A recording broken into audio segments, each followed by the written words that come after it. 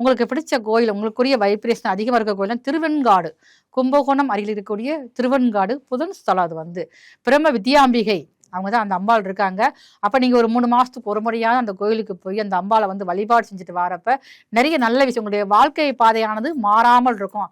ஒரு தடவை நீங்க சட்டத்துக்கு புறம்பான விஷயத்துக்கு நீங்க போயிட்டீங்க அப்படின்னா உங்களுடைய மனம் எண்ணங்கள் எல்லாமே அதிலேயே போக ஆரம்பிச்சிடும். இப்ப குறுக்கு வழியை நீங்க வந்து எப்பயுமே நீங்க தேர்ந்தெடுக்கவே கூடாது.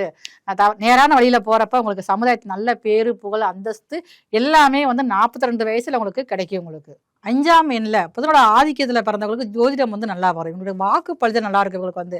அதே மாதிரி இவங்க வந்து ஐடி துறையில் இருக்கிறவங்க ரொம்ப ஜெயிக்க நினைப்பாங்க.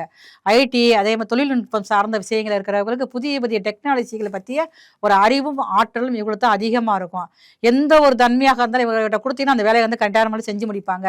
ஜோதிடத்தில் உங்களுக்கு ஒன்றுமே தெரியாமல் இருக்குது நீங்கள் சொல்ல ஆரம்பிச்சிட்டிங்கன்னா எல்லா கிரகமும் உங்களுக்கு ஒத்து வந்து புதனோட ஆழ்மிக்கைகளை வந்து நீங்கள் சொல்வது எல்லாமே நடக்கக்கூடிய அமைப்பாக அதிகமாக இருக்கும்.